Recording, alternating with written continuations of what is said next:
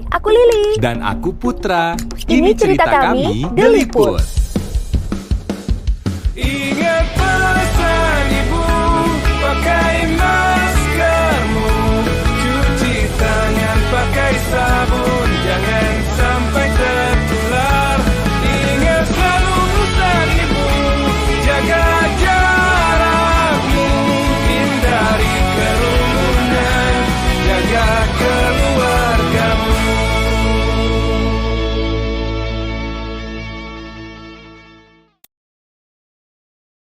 Selamat sore, Assalamualaikum warahmatullahi wabarakatuh. Salam sejahtera untuk kita semua. Selamat datang di Inspirato Sharing Session. Yeay! Seperti biasa, sharing session kembali lagi dan pastinya dengan narasumber yang kece dan penting untuk diikutin. Karena selama 1 jam ke depan kita akan banyak ngobrol dan bincang editor kali ini, maksud saya kok sharing session sih? Bincang editor maksudnya.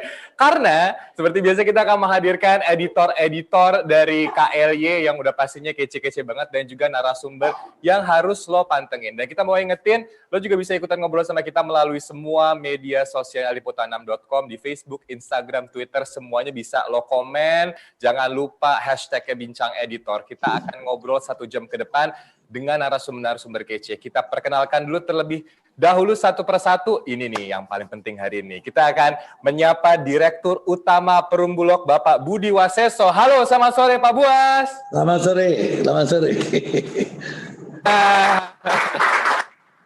Pak, ini lagi di kantor jam segini belum pulang, apa masih kerja apa gimana Pak Buas? Masih kerja, karena masih pekerjaan masih banyak. Jadi harus selesai, karena besok pasti ada pekerjaan lagi. Iya betul.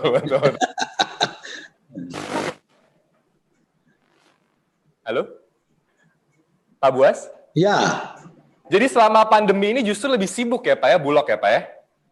ya, karena kan kita punya tanggung jawab justru untuk mensuplai makanan dan terjaminnya ketersediaan pangan itu sendiri. Jadi masyarakat supaya mudah dan yakin bahwa tidak usah khawatir tentang pangan gitu. Baik, sebelum kita ngobrol panjang dengan Pak Budi Waseso alias Pak Buas, saya juga mau nyapa dulu nih Pak. Ada 3 pemimpin redaktor dari KL yang udah hadir di sini. Saya mau sapa yang pertama, pimpinan redaksi dari liputan6.com, Mbak Irna Gustiawati. Tepuk tangan dong buat Mbak Irna. Halo Ito, selamat sore Pak Buas. Terima kasih atas waktunya Pak. Kami sangat beruntung bisa ada kesempatan dari Pak Buas untuk hadir di Bincang Editor. Terima kasih banyak ya Pak. Sama-sama. Selain Mbak Irna, ada juga pimpinan redaksi dari bola.com, Mas Dara Jatun atau Mas Jatun, dan juga pimpinan redaksi dari brilio.net, Mas Titis Widiatmoko. Hai Mas Jatun, hai Mas Titis, apa kabar? Halo, sehat-sehat. Selamat sore Mas Ito, selamat sore Pak Budi. Selamat sore. Apa kabar Pak Buas, sehat Pak?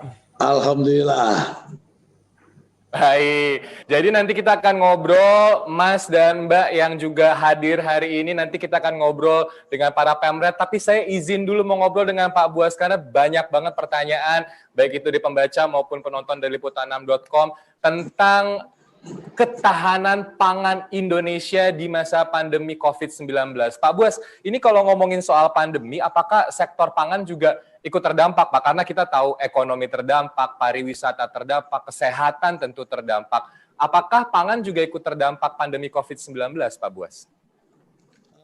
Sebenarnya tidak ya, pangan itu kalau kita lihat dari jumlah ketersediaan pangan kita, apalagi dari apa yang disampaikan oleh BPS termasuk Menteri Pertanian, berarti kita memang aman dalam pangan ini di pandemi COVID-19 ini. Dengan bukti Bulog juga mempunyai cadangan yang cukup. Nah, kita sudah melaksanakan program bansos yang tadinya sudah tidak ada karena pandemik ini.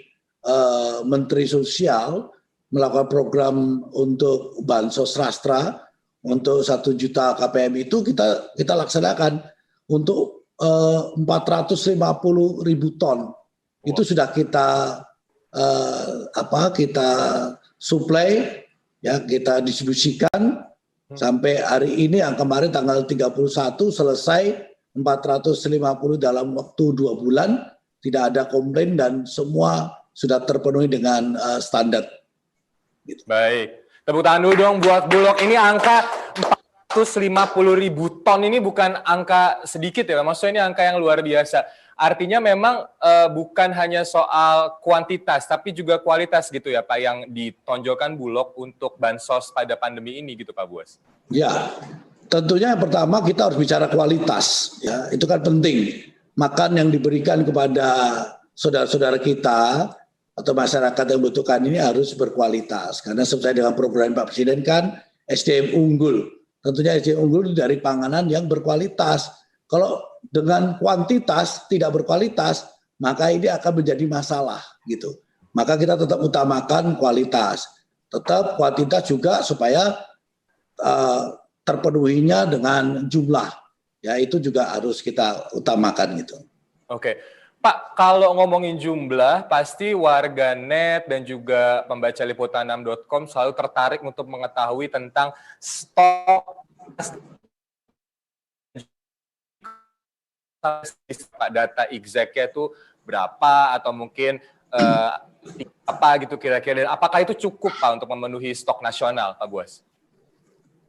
Ya, kita kalau bicara stok yang ada di Bulog, ini kan tidak terus berarti memadai dengan kebutuhan untuk masyarakat Indonesia secara keseluruhan. Karena stok yang di Bulog itu sebenarnya cadangan dikala diperlukan oleh negara untuk mensuplai beberapa wilayah yang membutuhkan. Nah, dari jumlah yang ada, itu kita sampai hari ini, kita masih ada 1 juta lebih ton ya untuk beras. Nah, kemarin sudah mensuplai untuk kebutuhan bahan pres yang 83.000 ton dengan bansos yang 450.000 ton, kita masih punya stok 1 juta lebih sedikit. Nah, berarti kita masih punya jumlah yang cukup dengan kita juga melihat stok-stok yang ada di seluruh wilayah Indonesia. Karena Bulog ini kan ada di seluruh wilayah Indonesia. Jadi kita menyimpan stok di seluruh wilayah itu sesuai dengan kebutuhan. Yang tentunya kita prediksi bila mana dibutuhkan sewaktu-waktu oleh masyarakat di wilayah itu terpenuhi. Ini yang paling penting. Secara jumlah dan kualitas sekali lagi itu. Baik. Artinya masyarakat tidak perlu panik gitu Pak, artinya memang stoknya masih bisa, tadi Bapak sempat sebut masih ada 1 juta ton beras di luar dari bansos 450.000 ton yang tadi juga sempat disebutkan dan 83.000 sebelumnya, artinya masih cukup. Tapi apakah produktivitas petani-petani kita di daerah ini selama pandemi ini juga berkurang Pak Buas atau justru sesuai target dari Bulog? Ya kalau produksi ya ini kan yang lebih tahu dari BPS dengan Menteri Pertanian tentunya ya. Apa yang dirilis oleh BPS juga pertanian atau produksi beras ini masih surplus. Demikian juga yang dirilis oleh Menteri Pertanian karena yang punya peta betul kan Menteri Pertanian. Iya. Nah, Menteri Pertanian sudah menyampaikan ya kita surplus sampai Desember ini masih banyak. Dengan fakta yang kita cek di lapangan bahwa beras-beras yang ada di sentra-sentra penggilingan milik pengusaha atau masyarakat ini masih banyak. Ya, kita lihat sampai hari ini lonjakan harga beras juga tidak terlalu tinggi, hanya di beberapa wilayah yang sudah kita intervensi dengan operasi pasar. Ya. Berarti ini stok masih banyak, produksi masih banyak. Ya, dengan bukti kita masih bisa menyerap di beberapa wilayah yang sekarang masih panen karena panennya memang tidak bersamaan gitu. Okay. Ya, seperti sekarang Sulawesi Selatan, Lampung dan NTB ada yang panen termasuk beberapa wilayah di Jawa Timur dan Jawa Barat. Berarti kan memang produksinya masih terus ada. Oke. Artinya beberapa daerah memang ada yang mengalami kekurangan tapi kemudian masih bisa ditanggulangi. Nah, saya mau tahu nih Pak, apa sih sebenarnya langkah-langkah Bulog untuk membantu tentang ketahanan pangan Indonesia di tengah pandemi ini Pak? Karena kita tahu pandemi ini kompleks banget, bukan hanya menimpa atau membuat susah di satu lini begitu, tapi juga seluruh lini di Indonesia termasuk juga mungkin Bulog dalam bagian ini gitu. Apa langkah-langkah yang dilakukan oleh Bulog sehingga hal ini bisa ikut diatasi oleh Bulog, Pak? Ya, yang pertama kita harus menyiapkan stok dengan jumlah yang cukup, ya, dengan kualitas yang sudah harus terjamin juga kualitas. Kedua, ya, kita juga tidak hanya melihat dari masalah stok pangan itu dari beras, ya, tapi ada stok-stok pangan lainnya. Contoh sekarang Bulog sudah juga menyiapkan pangan selain beras, diantaranya adalah tepung sagu dengan tapioka yang dikelola menjadi pangan-pangan juga, termasuk juga kentang, jagung. Artinya kalau kita bicara stok di luar beras, ini sangat memadai dan sangat cukup. Jadi masyarakat sebenarnya sudah tidak usah khawatir dengan masalah pangan, karena pangan jangan hanya kita lihat dari beras, ya, karena bukan hanya beras yang merupakan salah satu pangan di Indonesia, karena ada 5,5 juta hektar lahan sagu yang belum dikelola dengan baik. Ini sumber pangan juga, ya. Nah, ini sedang diupayakan Bulog untuk menjadi sumber-sumber pangan lainnya untuk ketahanan pangan. Jadi insya Allah dengan kita sudah bekerja sama dengan swasta, kita mulai membangun pabrik-pabrik pengolahan sagu dan tepung tapioka di 20 wilayah. Nah, ini juga akan menjadi sumber pangan alternatif selain beras. Tapi kita bicara beras masih cukup gitu. Jadi jangan khawatir gitu. Insya Allah sampai akhir tahun ini kita masih punya stok normal 1 juta. Ya, yang mungkin tidak akan bergerak ini. Ya. Nah, ini saya kira cukup. Karena apa? Januari Februari kalau itu stok masih di luar Bulog itu masih cukup, maka ini stok ini masih akan bertahan. Karena April, Mei itu sudah mulai ada panen, ya, panen di wilayah-wilayah produksi beras. Jadi kita akan nyerap lagi gitu. Ya, intinya itu. Baik, boleh kita tepuk tangan untuk Bulog dong. Ini penting nih buat warga masyarakat nih.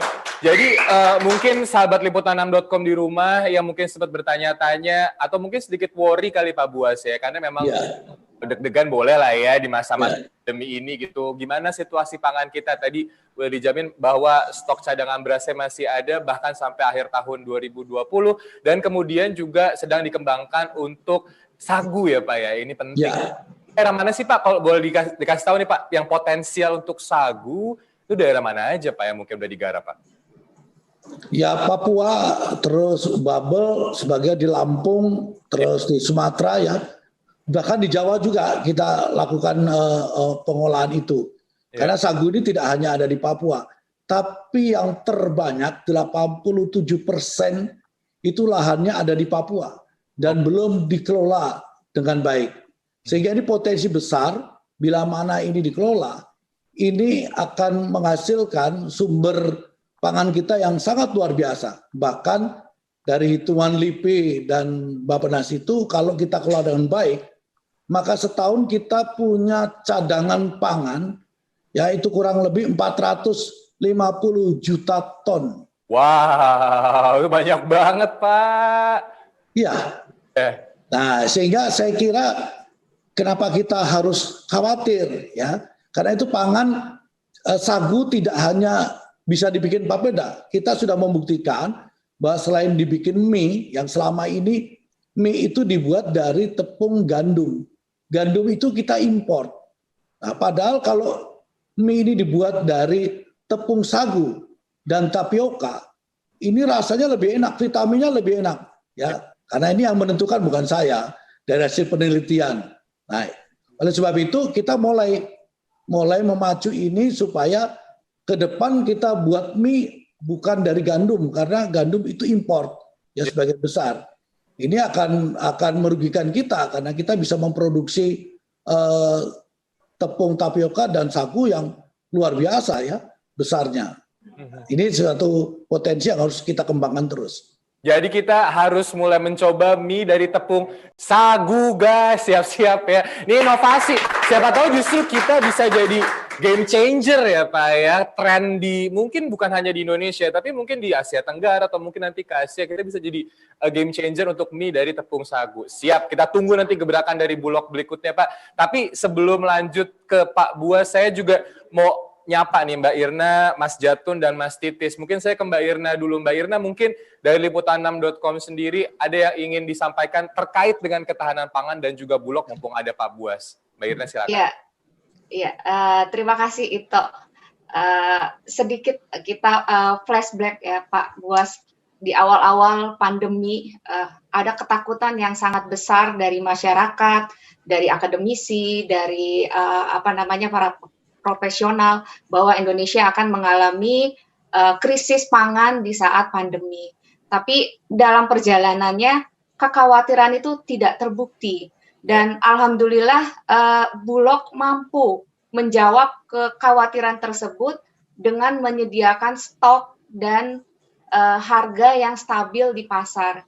Ini justru apresiasi yang kita berikan ke Bulog.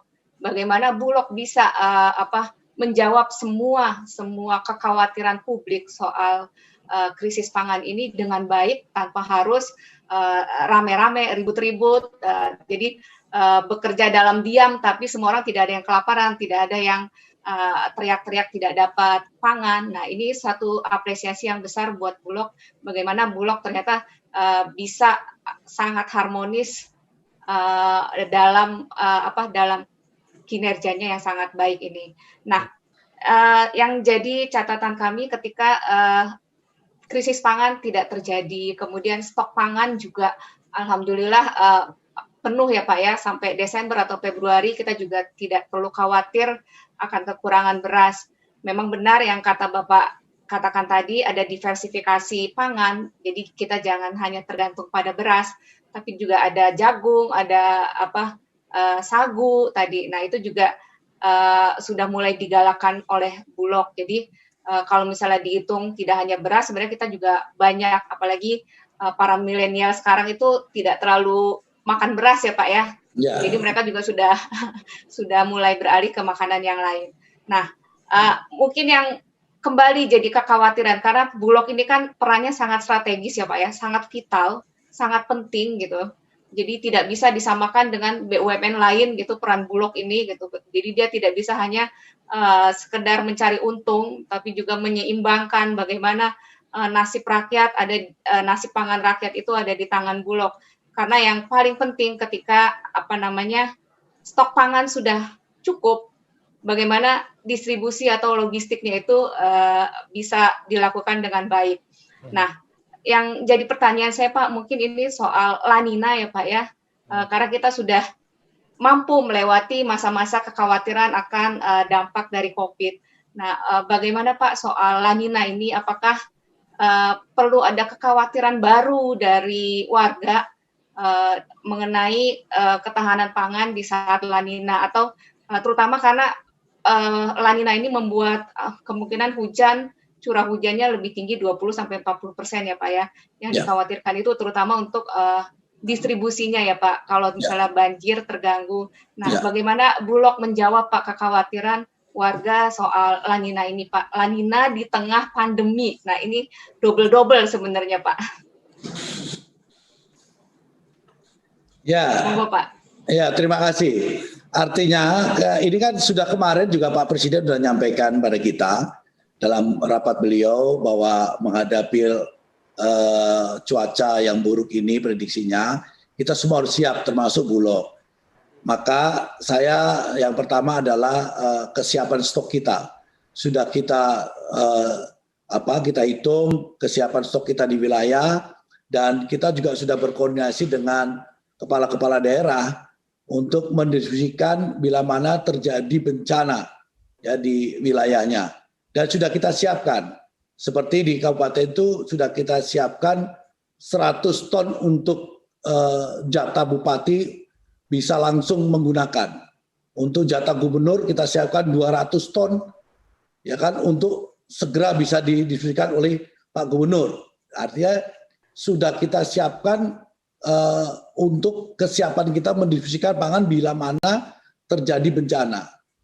Kemudian, kita juga bekerja sama dengan stakeholder yang ada, termasuk TNI, Polri, ya, dengan Badan Penanggulangan Bencana di wilayah, untuk kita sudah merencanakan bila mana terjadi bencana di wilayah itu, maka bagaimana kita mendistribusikan bahan makanan ini ke tempat wilayah-wilayah itu. Dan juga ya, kita juga sudah memprediksi atau merencanakan, menyiapkan bagaimana kita juga bisa dengan cepat melakukan giat dapur-dapur umum di tempat-tempat yang sudah disiapkan oleh pemerintah daerah.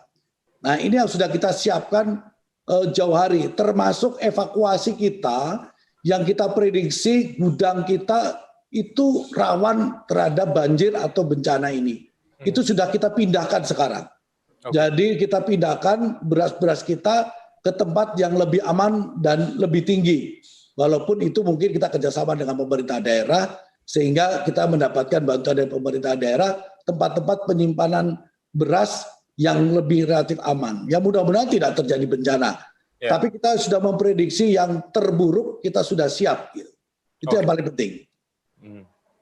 Artinya memang sudah ada antisipasi dari Bulog terkait dengan distribusi jikalau memang La Nina bisa menimbulkan bencana-bencana alam di beberapa lokasi. Salah satu tadi sempat dimention oleh Pak Buas juga adalah pemindahan gudang-gudang beras yang ada di beberapa wilayah, dan juga ada jatah bupati dan gubernur, 100 juta untuk bupati, 200 juta untuk gubernur yang bisa dipakai jika memang darurat untuk situasi bencana. Siap. Mbak Irna, nanti kita tahan dulu, Mas Jatun sama Mas Sitis kita tahan dulu, karena sebelum kita balik ngobrol dengan Pak Buas ada satu VT atau video yang akan kita tonton bersama-sama. Ini dia videonya.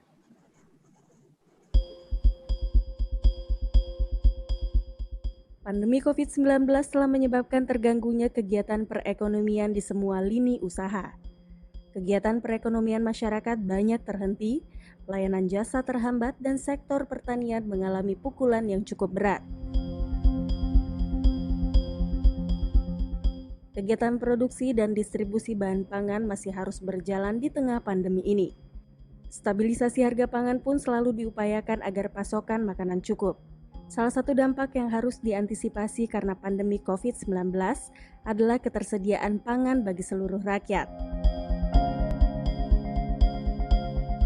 Organisasi Pangan dan Pertanian Dunia FAO telah mengingatkan negara-negara di berbagai benua mengenai ancaman krisis pangan karena terganggunya suplai dan produksi akibat pandemi. Untuk menghindari krisis pangan dan energi, sangat diperlukan kolaborasi semua pihak. Sejauh ini, pemerintah telah mengambil sejumlah langkah dalam menghadapi potensi krisis pangan. Berbagai inovasi dan pemanfaatan lahan pun dilakukan hingga sektor pertanian tumbuh positif di tengah situasi pandemi COVID-19. Sektor pertanian kini menjadi penyumbang angka tertinggi di saat ekonomi nasional melambat pada kuartal kedua 2020.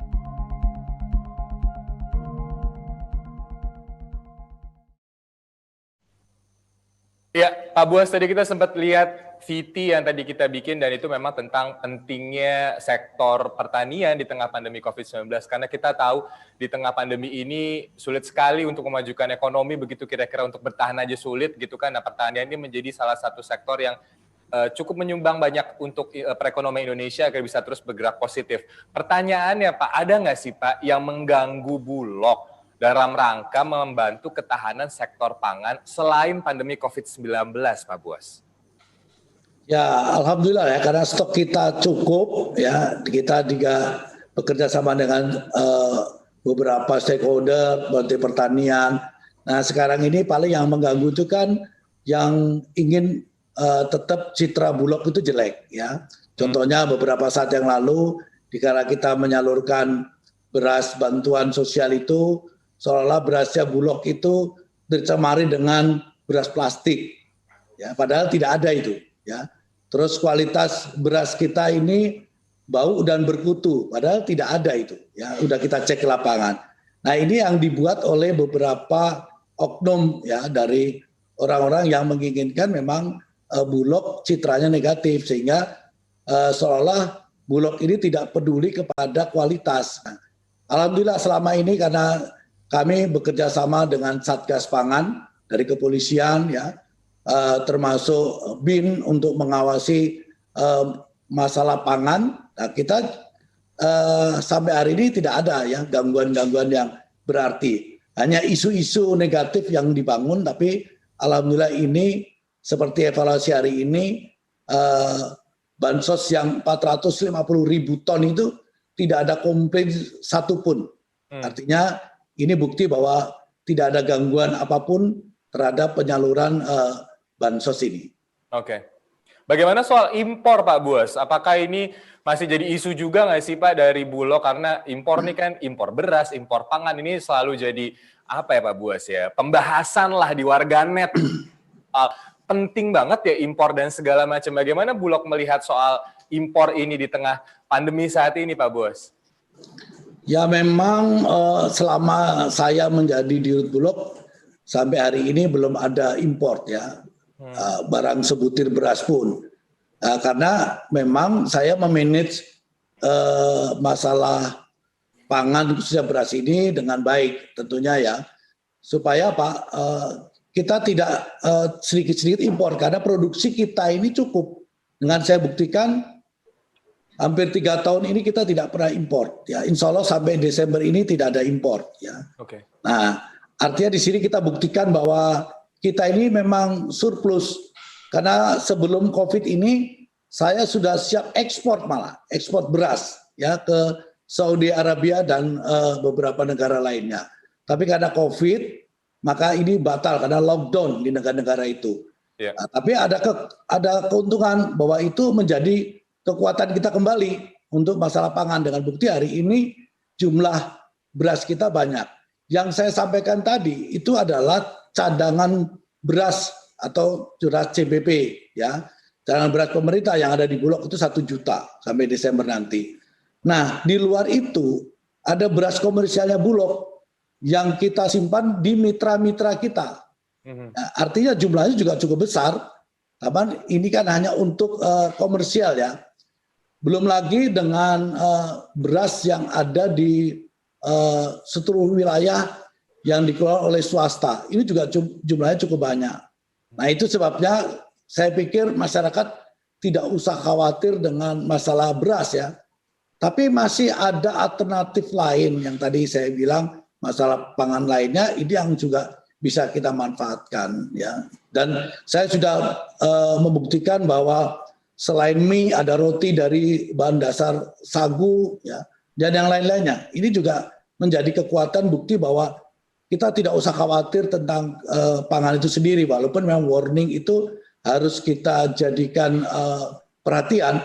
Kita tidak boleh mengabaikan warning internasional bahwa kita akan krisis pangan.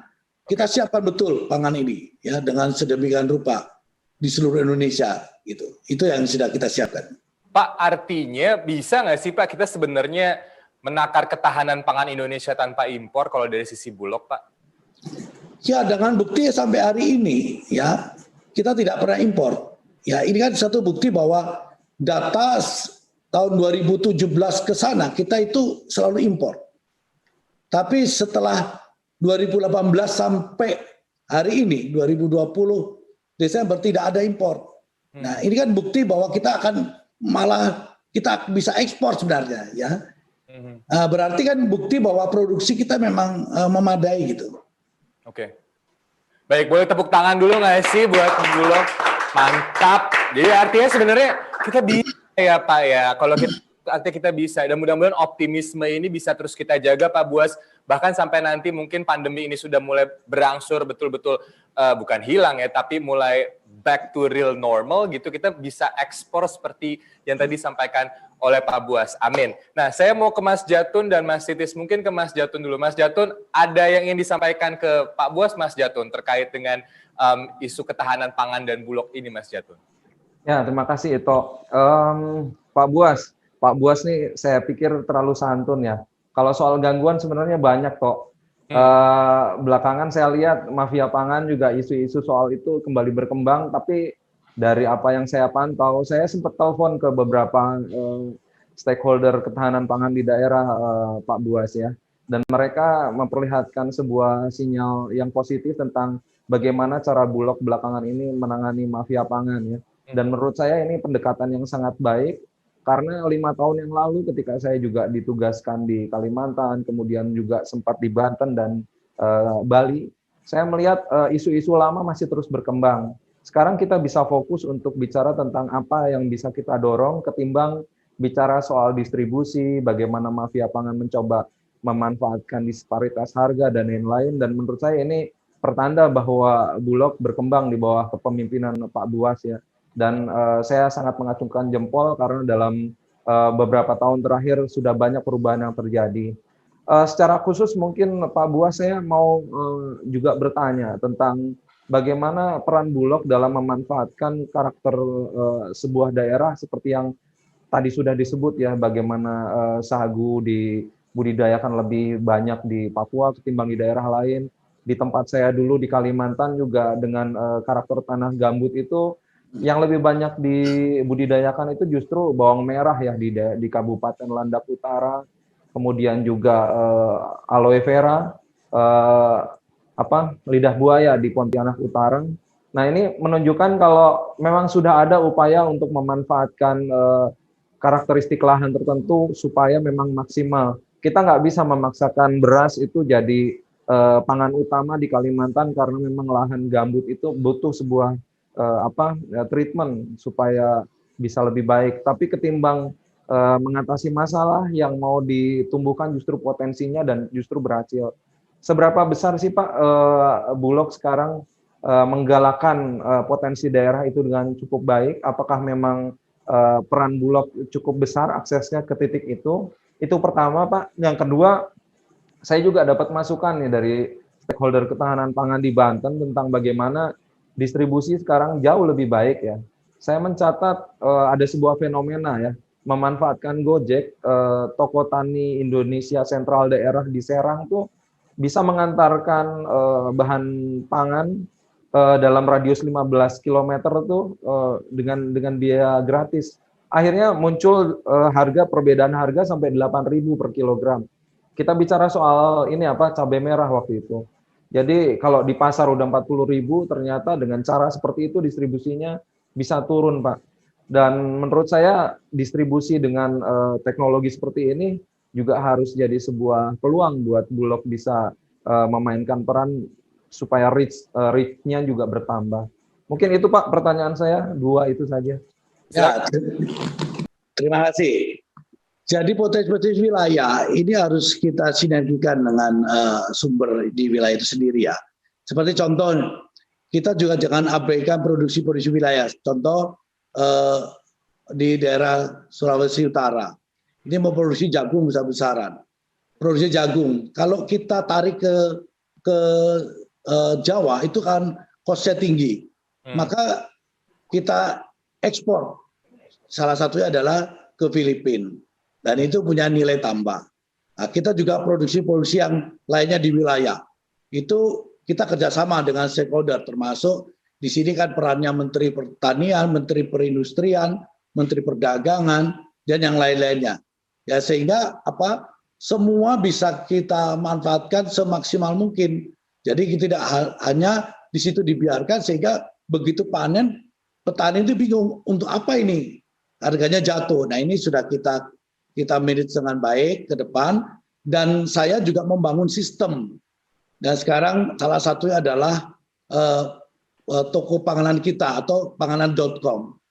Masyarakat bisa mengakses dan bisa membeli dan kita antar sampai rumah ya, dengan tidak membebankan biaya karena kita sudah membuat sistem itu sehingga sekarang kalau masyarakat mau beli di situ langsung kita antar ya, dan itu pasti dengan cepat, tidak lebih dari 1 hari sudah pasti sampai. Nah, ini sudah kita buktikan dengan kita membuat sistem ini dengan penyaluran bansos atau bantuan presiden yang kemarin di Jabodetabek 83.000 ton itu dengan waktu hanya 2 minggu itu selesai ya, selesai untuk seluruh Jabodetabek. Tidak ada halangan apapun dan sampai ke tujuan dengan aman karena door to door sampainya. Nah ini kita kembangkan terus sehingga next ke depan Bulog ini sudah bisa melayani masyarakat dengan mudah sesuai dengan keinginan masyarakat. Bahkan kita membangun gudang-gudang modern, retail-retail kita di seluruh Indonesia sehingga nantinya itu masyarakat tidak harus datang juga. Dia pesan dengan teknologi sekarang ini bisa kita kirim. Jadi kita memberikan kemudahan-kemudahan masyarakat untuk mendapatkan pangan itu dengan harga yang dengan kualitas yang baik itu. Berikutnya Pak, soal distribusi dengan teknologi tadi yang sempat disebutkan juga oleh Mas Jatun. Apakah memang ada rencana dari Bulog bekerja sama mungkin dengan platform-platform teknologi, tentu dalam rangka untuk menyingkat atau mempersingkat distribusi dari pangan itu sendiri. Ada rencana ke sana Pak dari Bulog Pak? Sebenarnya sudah berjalan, ya, bukan aja panganan.com saja. Dengan Shopee kita kerjasama, ya, dengan Gojek kita kerjasama. Semua sudah berjalan sebenarnya. Hanya kita tidak pernah menyampaikan berkuar-kuar, tapi kita sudah sampaikan ini dan ini sudah berjalan. Okay. Sampai hari ini pun berjalan. Oke. Cukup efektif Pak di masyarakat Pak, terutama di pelosok daerah ya Pak. Maksud saya mungkin kalau di ibu kota mungkin warga lebih familiar dengan aplikasi-aplikasi dan juga teknologi. Kalau di daerah seperti apa Pak? Apakah butuh sosialisasi lagi atau seperti apa Pak Buas? Ya, buktinya kemarin di daerah Papua yang sulit terjangkau untuk bansos ini dengan sistem ini tepat waktu. Ya, sebenarnya kemarin itu bansos kita dikasih waktu 3 bulan, tapi karena situasi waktu kita hanya dikasih 2 bulan. Tapi 2 bulan ini dengan teknologi ini, sistem yang kita bangun ini sampai Pak 2 bulan, target 3 bulan kita selesaikan 2 bulan. Ini bukti gitu. Oke. Tanpa ada kos tambahan. Oke, siap. Artinya sampai dengan aman dan dengan kualitas yang baik juga ya Pak itu. Iya, betul. Pak Buas, kita sekarang ke Mas Titis. Mas Titis, mungkin ada yang ingin disampaikan kepada Pak Buas? Ya, selamat sore Pak Budi Wasiso, selamat sore teman-teman. Selamat sore. Saya apresiasi dengan tugas dan fungsi Bulog untuk stabilisator dan juga untuk stok ya, untuk jangka pendek. Tapi konsen saya ini konsen untuk ke depan ya. Mungkin perlu juga teman-teman pahami bahwa FAO sudah kasih peringatan 2050 krisis pangan. Karena apa? Karena soal regenerasi petani. Nah, ini saya sebelum masuk ke regenerasi petani mau singgung sedikit. Ini mau curhat Pak Budi Wasiso karena saya anak petani ini Pak. Ya. Kebetulan bapak saya punya sawah 8.000 hektar di kampung Pak di 8.000 meter persegi bukan hektar. 8.000 meter persegi di Kartosuro Pak. Nah ini saya mau cerita Pak. Setiap 1 kali panen bapak saya itu dapatnya itu 20 juta Pak. Itu 8.000 meter persegi. Nah 20 juta itu kalau ketiga itu kalau kemarau ya. Kalau rendeng itu dapatnya cuma 12 sampai 15 juta. Rendeng itu musim hujan. Ya. Nah, dengan 20 juta yang didapatkan dari 8.000 meter itu, berapa uang yang dikeluarkan oleh ayah saya atau bapak saya dalam 1 periode panen itu adalah 2,5 juta untuk tandur, untuk tanam, 2,5 juta untuk pupuk, dan 1/4 dari total pendapatan untuk penggarap. Artinya apa? Artinya bapak saya hanya mendapatkan 10 juta untuk 8.000 meter sawah dalam satu periode panen, itu 3 bulan. Ya. Nah, artinya apa? Artinya dalam 1 bulan, ayah saya hanya mendapatkan 3,5 juta rupiah. Itu sama dengan UMR di Jakarta, dan sedikit lebih di atas dari UMR di Solo, di kampungnya bapak saya. Artinya apa? Artinya memang problem ke depan kita adalah kita akan sulit untuk mendapatkan petani. Karena apa? Karena saya nggak mau seperti bapak saya. Akhirnya saya pilih jadi wartawan. Meskipun wartawan gajinya juga nggak lebih gede dari petani. Nah itu problem. Nah akibatnya adalah apa? Regenerasi petani. Regenerasi petani yang kita kesulitan. Karena apa? 1, marginnya tipis. Kita harus keluar uang yang besar sekali, tapi pendapatannya sedikit sekali. Itulah penyebabnya kenapa anak-anak muda sekarang nggak ada yang mau menjadi petani. Bayangkan, keluar uang 10 jutanya dapat 20 juta dalam tempo 3 bulan. Dalam 1 tahun kita panen 3 kali. Nah, Bapak saya selalu curhat ke saya soal ini. Nah, kedua apa? Kedua, sekarang kan eranya startup ya. Anak muda nggak mau keluar atau nggak mau menjadi petani karena pertanian itu bukan startup yang menguntungkan. Karena apa? Karena satu, modalnya harus butuh modal lahan yang luas. Nah, mana bisa anak muda sekarang tiba-tiba punya tanah sampai sekitar 5.000, 8.000 hektar lah. Kalau saya baca penelitian dari Litbang Departemen Pertanian untuk bisa BEP itu diperlukan tanah sekitar 5.000, sawah sekitar 5.000 meter. Nah, itu baru bisa BEP. Untung sedikit keluar dari garis kemiskinan itu 0,6 hektar. Bapak saya 8.000 meter, 0,8 hektar, ya sedikit lumayan lah 3,5 juta. Nah, karena modal yang besar itu, lahan dan juga alat-alat pertanian, traktor, pompa air, mesin pemanen, mesin penggiling yang mahal, anak muda nggak mau jadi petani. Nah, itu konsen besar terkait dengan peringatan WHO bahwa ke depan 2050 itu akan ada krisis pangan. Ya karena rata-rata petani sekarang di dunia itu 60 tahun usianya, di Indonesia 52 tahun usianya. Sulit sekali kita menemukan petani yang usianya 25 sampai 30. Milenial mau jadi petani itu nggak ada gitu. Nah, ini kaitannya dengan usulan-usulan agar Bulog punya peran lebih besar dalam grand design pangan di Indonesia. Nah, mungkin saya pengen tahu juga pendapat dari Pak Budi Waseso terkait hal ini. Karena ini problem besar saya pikir ke depan nanti yang ini harus kita perhatikan sama-sama. Iya. Begitu Mas Ito, Pak Budi Waseso. Oke, silakan Pak Buas. Ya, terima kasih. Saya kira ini memang kerja keras kita, tapi bukan berarti ini hanya tanggung jawab Bulog. Artinya ini harus tanggung jawab kementerian terkait. Karena memang negara kita kan berangkatnya memang terkenal negara agraris. Dulu dibangun oleh Belanda juga irigasi karena kita merupakan negara yang sumber pangan. Ya. Hanya sayangnya ini tidak dilanjutkan karena kita sudah mulai bergeser kepada negara industri. Justru kita mau bersaing dengan industri. Harusnya industri yang kita bangun adalah industri pangan. Tapi saya yakin Pak Presiden kan juga mengembangkan ini kembali ya. Dia beliau mengembangkan sekarang pertanian dengan irigasi yang memadai di beberapa wilayah di luar Jawa. Karena di Jawa ini sudah padat ya penduduknya. Dan irigasi di Jawa sudah mulai pada rusak. Maka alternatif yang harus ditempuh adalah kita kembali mengembangkan pertanian kita. Ya, di antaranya di Kalimantan, di Sumatera, di beberapa wilayah di luar Jawa, termasuk Sulawesi.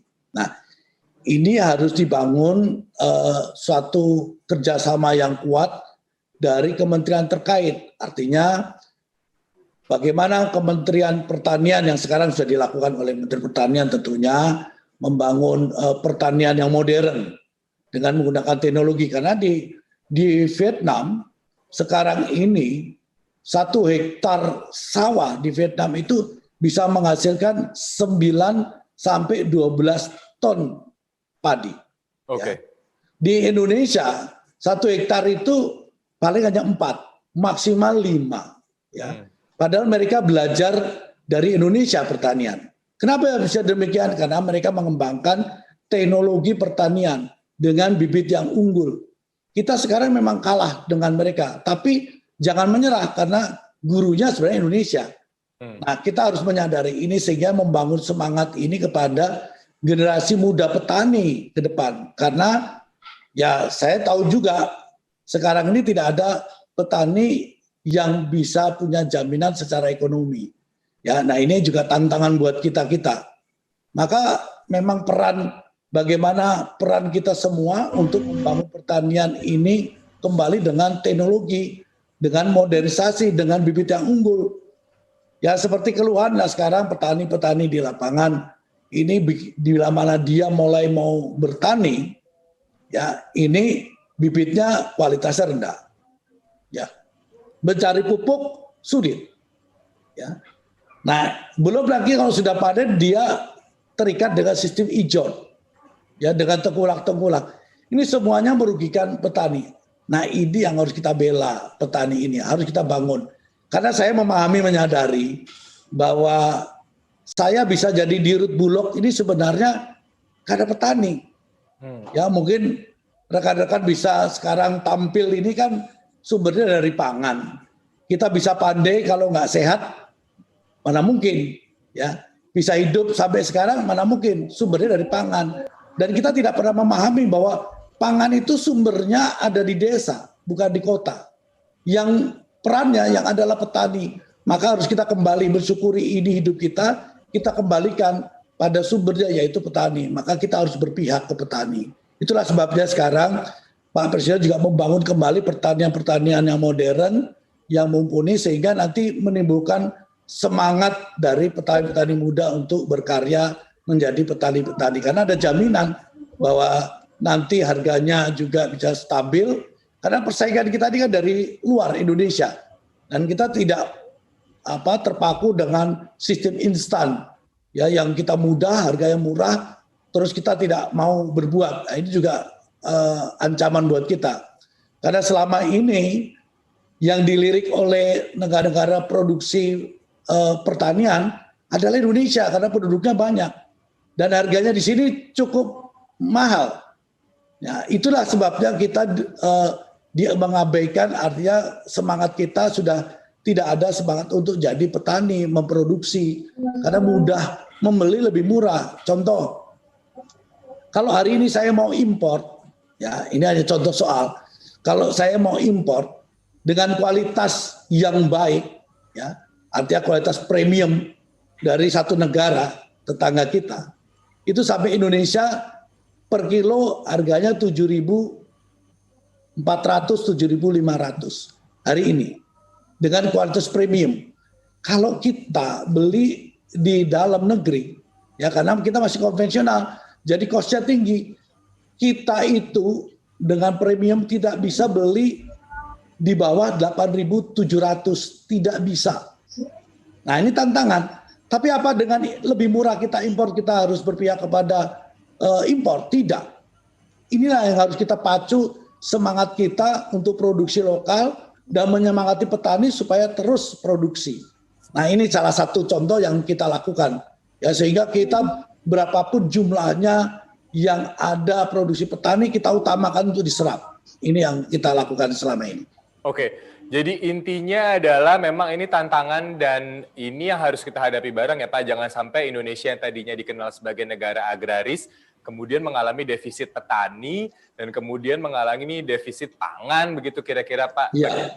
Ya. Ya. Sedikit tambahan Tok, ini halo? Silakan Mbak. Iya, ini menarik sekali tadi yang Pak Buas katakan. Memang ada perbedaan ketika Bulog sebelum Pak Buas ya sama ketika saat Pak Buas. Bagaimana konsistensi dari Bulog untuk melakukan penyerapan beras petani. Nah ini yang kita apresiasi juga ke Bulog. Bagaimana Bulog selalu terus-menerus melakukan penyerapan agar harga petani itu tidak jatuh gitu. Walaupun pasti ada godaan ya Pak ya dengan melihat harga impor yang lebih murah ketimbang harga dalam negeri. Nah ini patut kita dukung supaya Bulog juga tidak putus melakukan penyerapan beras petani.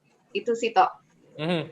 Jadi emang intinya di situ. Pak, tapi mungkin nambahin dari Mbak Irna, selain penyerapan, apa Pak kemudian yang bisa kita lakuin Pak supaya petani itu lebih cuan Pak, kalau kata anak zaman sekarang Pak, lebih untung gitu Pak. Kalau Mas Titis kan tadi cerita, kayaknya kok expense yang dikeluarin sama margin tuh tipis banget gitu Pak. Apa yang kemudian, mungkin dari sisi Bulog ya Pak, mungkin bukan Bulog yang melakukan, tapi dari sisi Bulog, apa yang kemudian bisa kita lakukan supaya petani itu bisa cuan, sehingga anak-anak muda ini melirik gitu Pak, oh ternyata sektor pertanian ini tuh nguntungin ya, oh ternyata sektor pertanian ini tuh masih bisa digarap. Apa Pak yang bisa kita lakukan supaya petani Indonesia itu lebih untung Pak?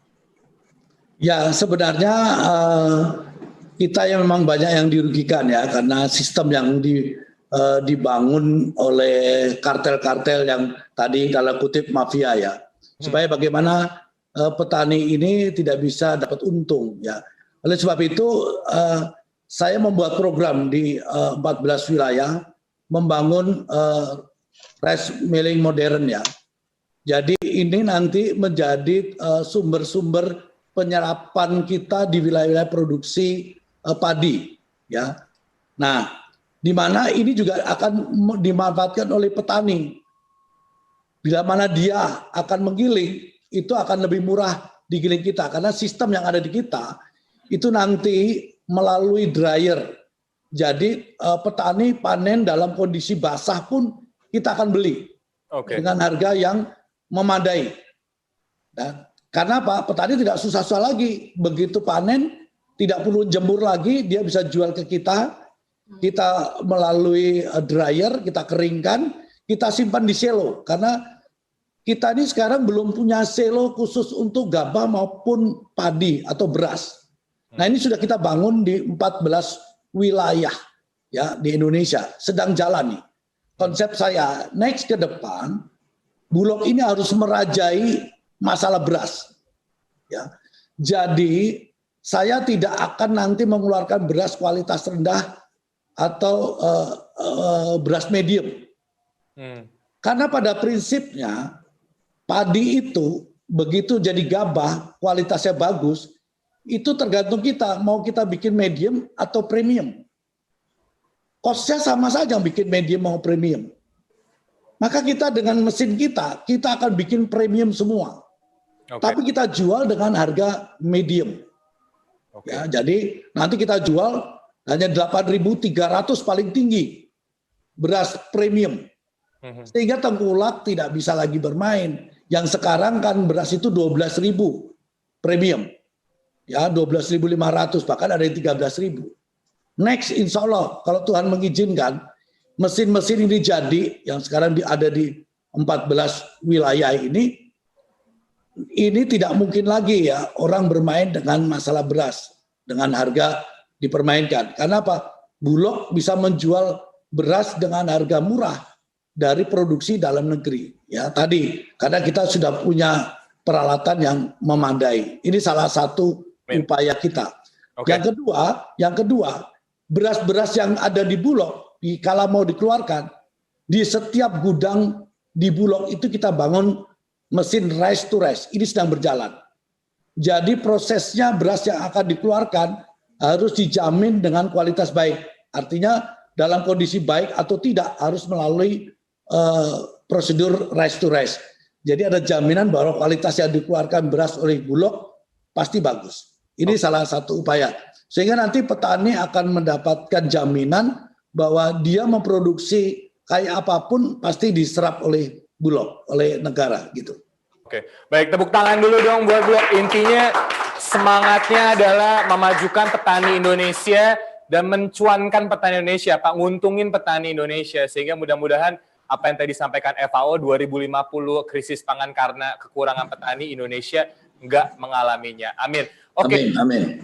7 jam 6, saya akan meminta closing statement dari setiap narasumber, mungkin nanti terakhir di Pak Budi Waseso terkait tentang ketahanan pangan di tengah pandemi COVID-19. Mungkin saya mulai dulu dari Mbak Irna, lalu ke Mas Jatun dan ke Mas Sitis, baru ke Pak Buas. Monggo silakan Mbak Irna. Iya, terima kasih Ito. Mendengar penjelasan Pak Buas, kita cukup optimis ya bahwa Pak Buas ini nasionalismenya sangat tinggi. Jadi kita mudah-mudahan sahabat liputan6.com yang menonton ini juga punya gambaran seperti apa sih kondisi pangan di Indonesia. Nah, satu hal mungkin yang saya lihat kenapa tidak ada keributan, tidak ada masalah teriak-teriak lagi seperti dulu. Ini mungkin salah satu Bulog mampu melakukan sinergi dengan kementerian-kementerian terkait, misalnya dengan Kementerian Pertanian, Kementerian Perdagangan, kemudian untuk bantuan sosial juga bisa dengan smooth melakukan sinerginya dengan Kemsos. Nah, ini mudah-mudahan sinergi yang bagus yang sudah dilakukan oleh Bulog ini bisa ditiru oleh kementerian-kementerian lain, karena Seperti kita tahu, Bapak Presiden juga sudah notif ya Pak ya, bahwa komunikasi antar kementerian itu penting dan penting. Jadi ini pelajaran yang sangat bagus bagaimana Bulog bisa mengharmonikan sinergi itu pada pihak-pihak terkait, sehingga warga tuh tidak perlu lagi yang ketakutan, khawatir, dan sekali lagi apresiasi buat Bulog. Terima kasih Pak Budi. Oke. Terima kasih Pak. Ya. Terima kasih Mbak Irna. Mas Jatun silakan. Ya, itu ada 3 sih saya mencatat faktor penting kenapa Bulog dalam beberapa tahun terakhir terlihat lebih cemerlang meskipun silent operation ya, tidak banyak gembar-gembor, bergerak di bawah permukaan, tapi dengan tidak ada masalah yang muncul terlalu besar ke atas, itu menunjukkan bahwa pekerjaan dari Bulog itu sudah berjalan cukup baik. Saya melihat faktor 3 hal, yaitu tentang bagaimana Bulog bisa membangun sebuah jejaring distribusi yang cukup baik. Meskipun dalam kondisi pandemi seperti ini, kecenderungan orang untuk beraktivitas di ranah distribusi itu agak sedikit minim ya, dan ini menunjukkan ada sebuah antisipasi yang baik dari Bulog untuk menghadapi itu.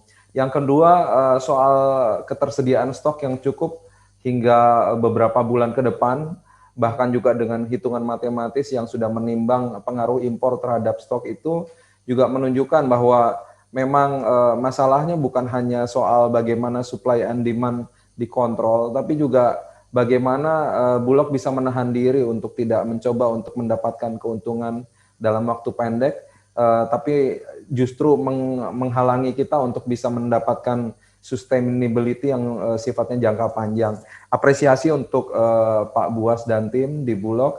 Dan yang terakhir mungkin ini juga penting ya. Tadi Pak Buas sudah bilang bagaimana ada pilihan-pilihan untuk membeli murah dari negeri tetangga tapi tidak dilakukan. Dan menurut saya itu mulai muncul dalam kebijakan subsidi ya.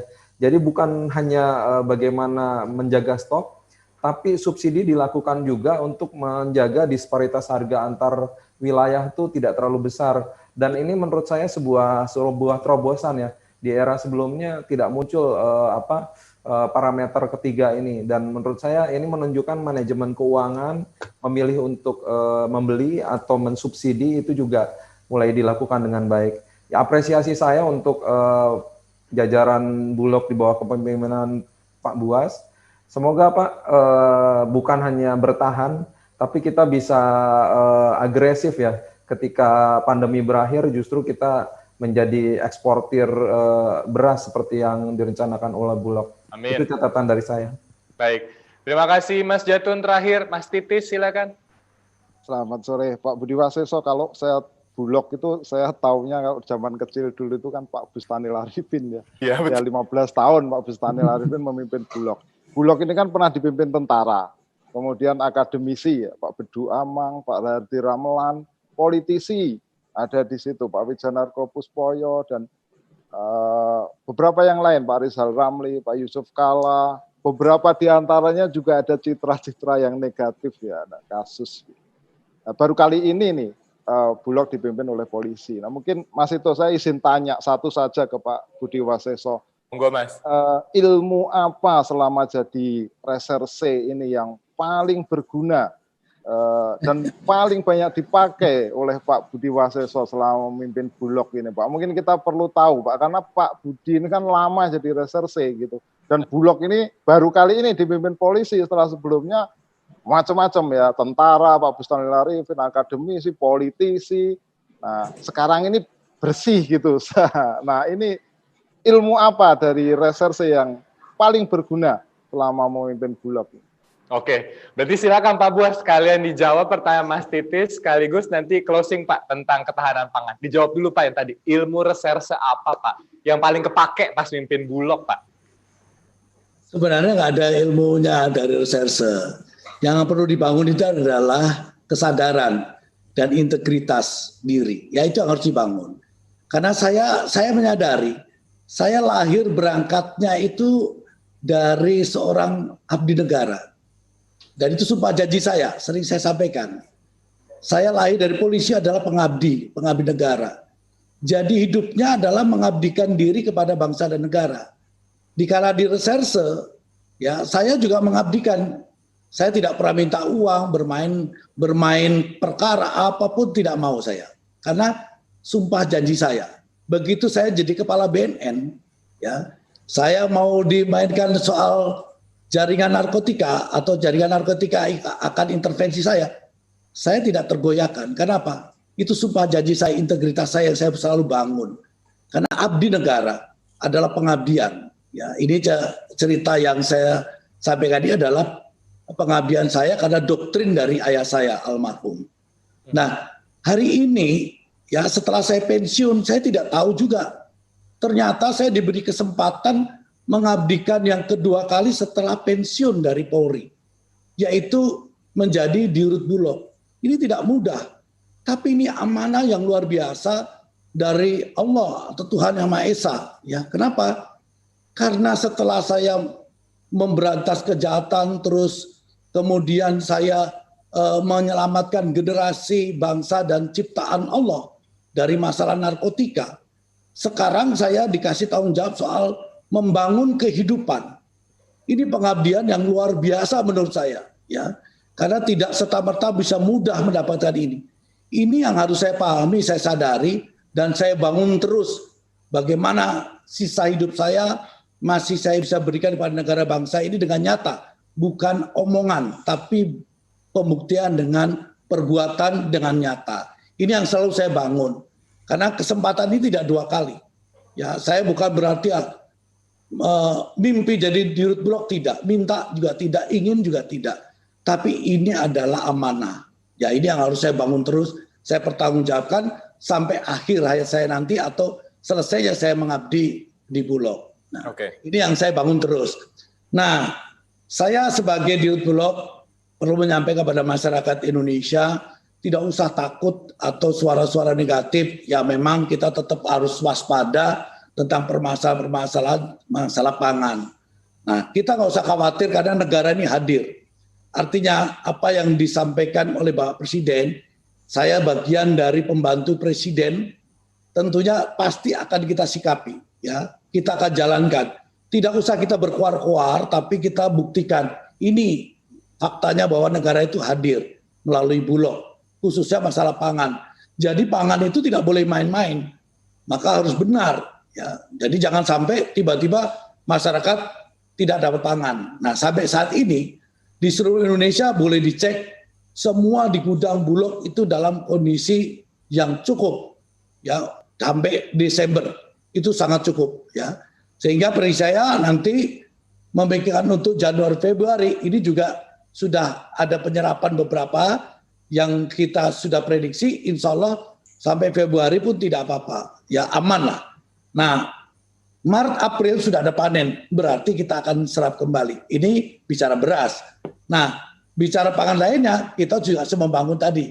Di 20 titik atau 2 wilayah ini sudah kita bangun pabrik-pabrik untuk sagu dengan tepung tapioka. Ini juga merupakan kekuatan pangan kita. Jadi saya yakin dan saya mohon juga masyarakat juga meyakini ini sehingga apa? Ini akan mengamankan atau membuat rasa aman masyarakat ya di pandemi COVID ini dengan ancaman plus ancaman bencana.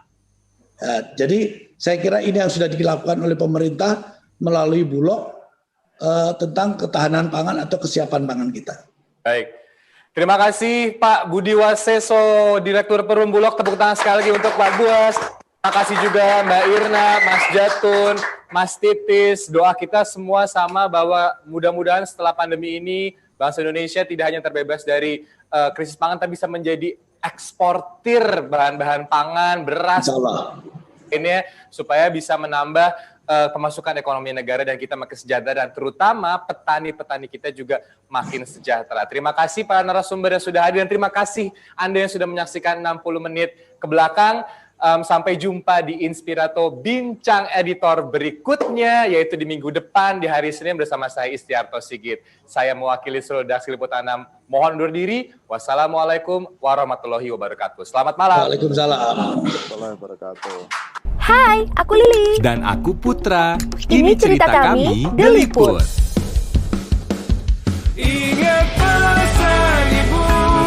pakai